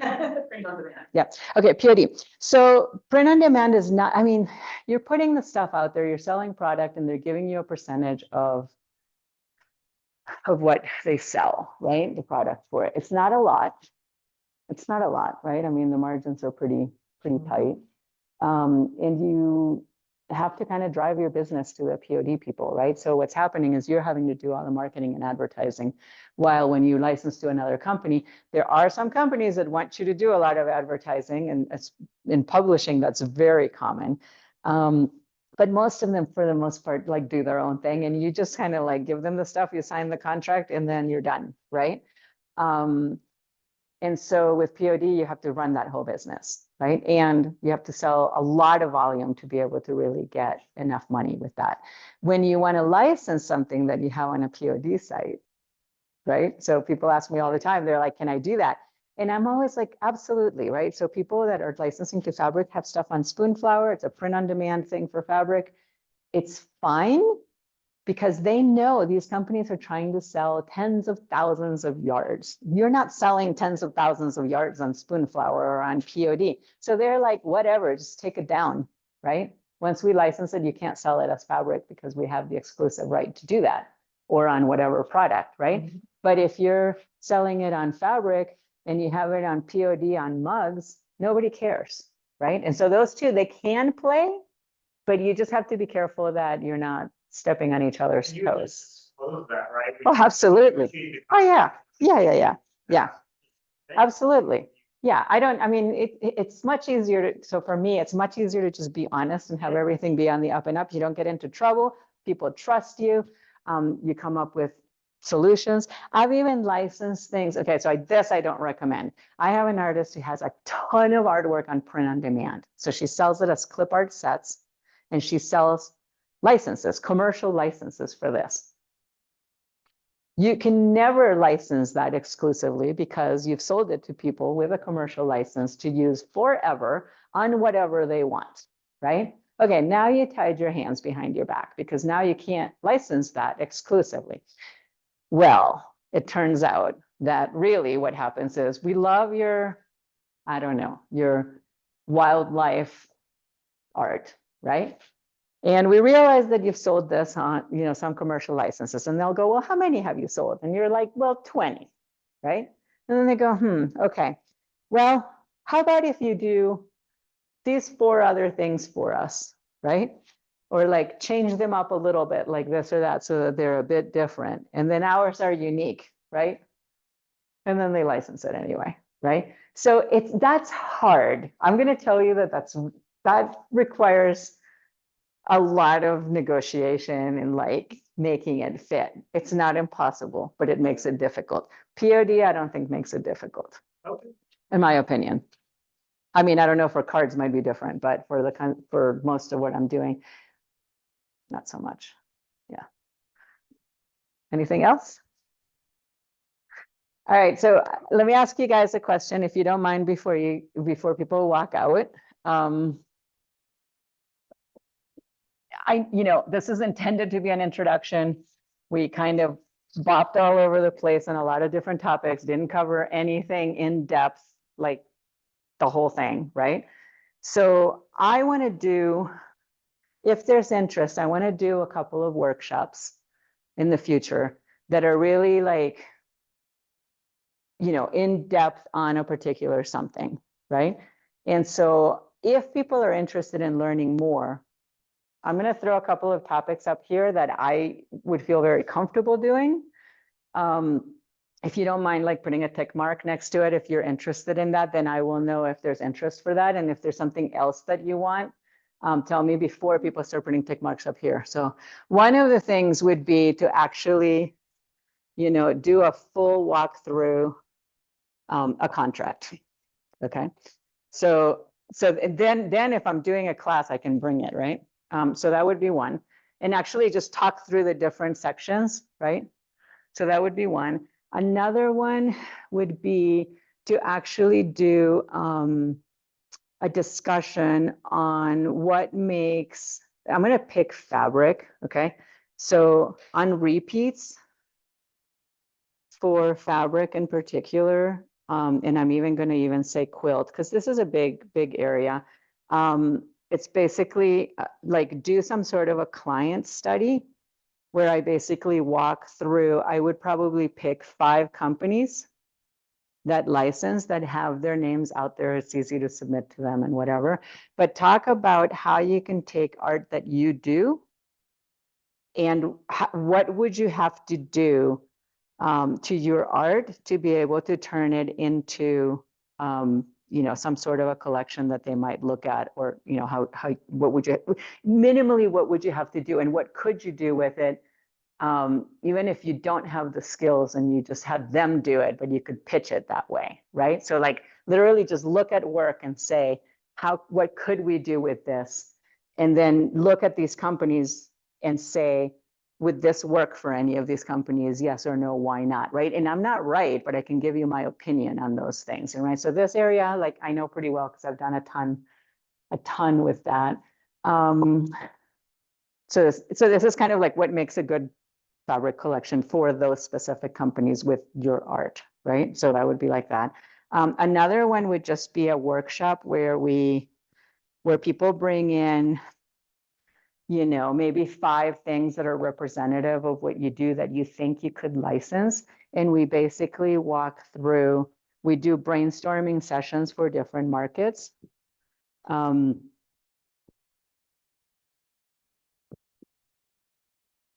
So like brainstorm what it would take to take your art to these different markets. And so that's just to generate ideas of what you could do with that, right? So those are like the top things that come to mind that I think would be useful for somebody trying to get in early. Anything else that you guys would? How to approach companies. Or how to find companies, okay? And how to approach them. Did you know that, Yeah. gallery discussion Yeah. we had, was interesting, Yep. Do's and don'ts. Yep. Yep. Okay. about how to steer your art into ways to do that. Would that be part of the? That's what this would be. Like, so how to steer, that's a good word, you know, your art to various markets, right? And I would probably, you know, I mean, we just have to, that would really be kind of a, you know, brainstorming session, have everybody that's engaged come up with ideas and then sort of filter that down to something that, you know, you can chew on and that could be actionable. You know, project manager in me, sorry. Anything else? No, okay. In this one, I would say that, you know, one of the things I'd like to do is look at art and just say, how could you piece that out into fabric collections, right? I do that a lot with my artists because a lot of times people just, they don't see it because that's not what they do, right? And then this one, I think people see it. It's just that you don't spend enough time thinking about it to figure out how to make that happen. But for instance, if you were in this workshop and somebody else wanted to do greeting cards, you'd have an opinion on that. Right? And so this would have to be a collaborative kind of thing for it to really work. It just couldn't be just me, right? I mean, really people would have to, you know, I can guide all of that and I can give it a framework and then, you know, there are a lot of ideas and then we can kind of beat around them. So the only thing I will say is you know, I kind of say it like I see it. And so, you know, if people are, you know, easy to bruise, yeah, because, you know, you have to understand that it's just my opinion and my opinion isn't worth anything, right? I mean, it's your art. You have to be comfortable with your own art. And if I go, I just don't see how that would go on cards because of this, that, or the other, you can just be like, I just don't care what you think, right? And that's sort of what I would expect from people that come to work with me because, you know, everybody can tell you that you're amazing and that everybody's going to love your work, right? I mean, that's a different friend. So, I mean, I think a lot of things are amazing that don't do well. So, you know, what you know, it's an opinion, right? And my opinion is basically educated by the people I do business with. And that's it, right? And the people I don't do business with, I might be totally off, right? I just don't have that experience. And I'm very comfortable saying that. Okay, time? Okay, what's that? Okay, so why don't you give me that right now and then I will put them in and then you guys can all do it. Vote for going through the contract Yep, and a vote for repeat pattern topic okay, and a vote for everything. yeah, that's fine. So I'll work on Okay, all right, and then I'll just let you guys do this thing. I mean, if there's nothing, I can hang over here and you guys can come and ask me questions one-on-one if you'd like. I'd like to Okay. track that, don't do greeting cards because was there, I mean, I worked full-time both American Greetings and Yeah, Hallmark I for know. about 26 years. Yeah. Wow. And I never felt like I belonged, Mhm. but I did over 1,200 greeting cards. So. But You know there's a greeting lot, cards. I know them, but I never really Loved it. embraced them Yeah, and hardly ever bought them. yeah, Even if with my 50% discount. right. But there are people that just really excel at it. Yes, there are. So don't let Yeah. that, don't let my experience scare anybody else. You know, and I will tell you that one of the people that I work with was in greeting cards forever and ever and ever. She's an excellent designer. They're so cute. And somehow they just, you know, that business fizzled for her, right? And even if she kept trying, it was like onesie, twosies, because a lot of people are hiring people in-house to do them, right? And so the key there really is you just have to find the companies that have good distribution and who don't have in-house designers and who rely exclusively on that, right? I mean, and I will tell you guys all, Design House Greetings is a great company to work with. They're just really hard to get into, right? And I don't, you know, I just finally got a card into Leaning Tree. I'm like, it's my own hometown.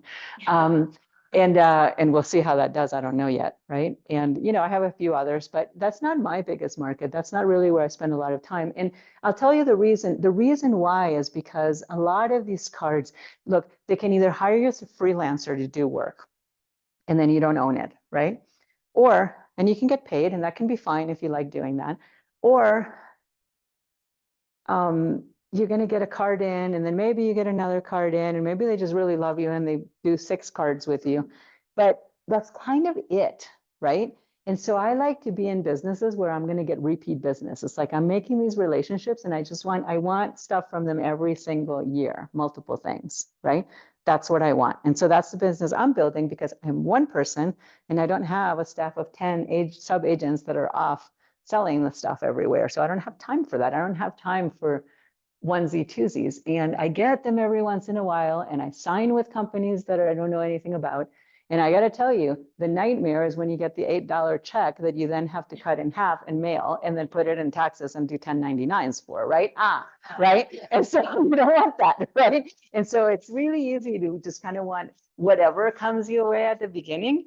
And I think that that's fine at the beginning, but you grow out of that pretty quickly, right? After that, you're just like, all right, business, let's make some money. Okay, next. Freelance artist, not. That's all entirely up to you how you want to run your business. Yes, you can be a sole proprietor if you want. A lot of the artists I work with do everything under their name. So I don't, I'm not a lawyer. I believe in having some liability protection. And I guess it's my job to scare you just a little bit. If you sell something to someone, say you license it to, I don't know, a company that goes and orders $500,000 of inventory.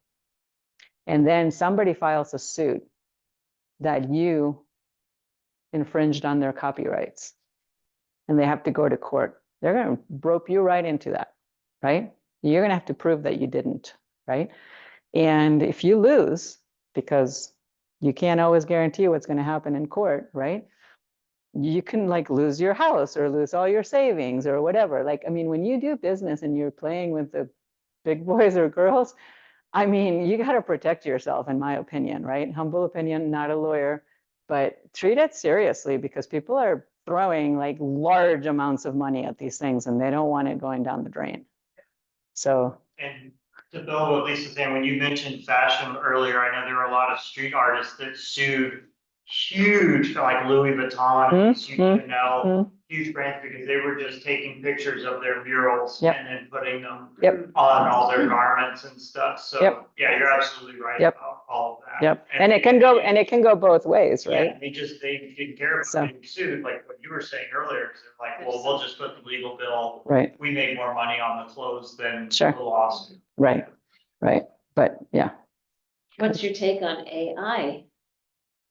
Oh, that's a whole other topic. I'm not ready for that one. I will do that one. I am spending a lot of time on that.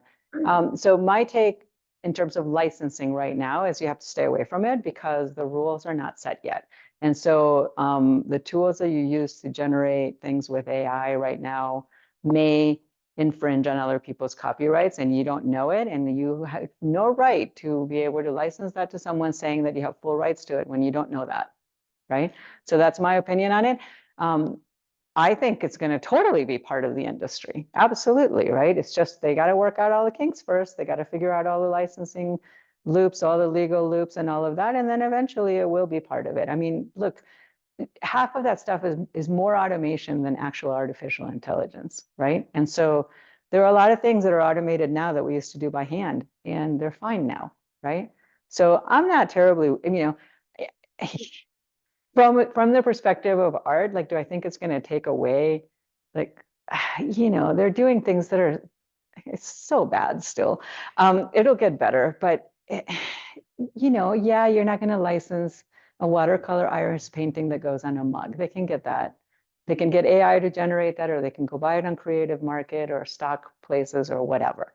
So what it really comes down to is you got to, you have to be a good artist. You have to have something that you have that I mean, no robot is going to put into art what you bring to it, right? No computer, no nothing, right? I mean, can only be, and if it's learning from something, it's by definition derivative. So I'm not too afraid of it. I mean, I'm afraid of other things about AI, not this one in particular. But I do think that for the purpose of licensing, since that's the discussion today, I think you need to stay away from that until you understand exactly what you're actually able to grant rights to. And I've had copywritten designs or copyrighted designs kicked off my print on demand sites like Star Wars or whatever that were still my artwork, but it was copyrighted material. So a good rule of thumb is just like, if you don't own it, if that's not 100% yours, then probably Yeah, don't put it yeah. online to sell. Yeah. I don't license anything through my agency that's not originally created by the artist. And I mean, I'm talking like, if you did a collage and you clipped the stuff from a magazine, right? If you made the papers and you cut them, that's fine. But if you cut something that was printed by someone else that you didn't make, I don't take it. I don't even want to. Papers. Yeah, no, that's no, right? I mean, unless you can prove that you bought the commercial rights to be able to distribute it, I mean, it might stand in a court of law, but I don't want to deal with it. And actually, that's part of what I offer them. It's like everybody is basically signing that they created everything originally. So. Just a little bit of advice, because I'm still good friends with one of the agents at the agency I used to be with. Mm-hmm. And I talked to her recently and she said that art directors right now are looking for things because of AI, looking for more things that are hand done. Original, well, yeah, obviously original, yeah, but more fine art looking versus really computer generated. And they tend to call that, you know, they call it painterly. Right? Yeah. They basically want it to look like it was hand painted, and they don't really care too much if you did it digitally or not, but that's sort of they want it to look like it was hand painted almost, right? Yes. Yeah. I do love it if it's to show, like, but AI can't do all of this, you know what I mean? Like, these are still very painterly, not the exact thing though, so I mean, Right. you know. Yeah. Well, Circle Graphics is, they print out the canvas Mhm. and then they actually have artists go in and add that paint. Yep. So it's got Yep. 3D. Mhm. So. Yeah. All kinds of Yeah. interesting. Yeah, people do all kinds of stuff. And nowadays with 3D printers, people are printing 3D art too, right? Oh, yeah. They're actually adding the texture with 3D printers. Yeah. There's still a reason why they're still having artists hand sculpt auto body or the cars that you do for the prototypes, because even though a line, and I posted this on my Facebook page, even though because there was a video about it, even though there's a line or a contour that you can actually get in a 3D program and have the machine do it for you, the finesse of that smoothness and that line work or whatever is still something that they can't Reproduce. Yeah. There's a finesse that's in those contours that they can only get from an actual person. Yeah. That doesn't exist at the level at the Yeah. printing side. And then the other part of it is just that, yeah, I mean, that's what I was just kind of what you were mentioning with this artist. Like, yes, you could generate some things with AI if they had the right source to do that with, but you don't come up with there's just something that the artist puts that makes it unique. And I think that what we have to do as artists, as AI evolves and it automates things that we used to do by hand in a way, right? Is you just have to learn what it is that you offer that AI doesn't offer, right? I mean, you need to just evolve with the times, right? If people, yeah, I mean, but things can go backwards a little bit too, in a way, backwards, forwards. There's fonts, right? People used fonts for a really long time, right? And now everybody wants hand lettering. And it can be all crooked and messy and whatever, and that's what they want, right? And so, there's always that role for the artist and for the craftsperson to bring in. People listen to cassettes now. People play old analog video games like Nintendo and stuff. So yeah. Okay. I contacted just recently like 2 different people about NFTs, and they said they wanted to get my images to you know, to pay me for it, and I don't even know what they are, and I don't care, and I just. Yeah, I delete all that. There's a lot of scams in that area. There are a lot of scams in that area. How that is Yeah, I don't, listen, I'm not an NFT person. When I get this, I delete them and I block them. But somebody else wants to tell you about NFTs, you can go ahead. All right, so guys, before you leave, do please give me some marks up there on anything you're interested in, and I will put that together. Thank you.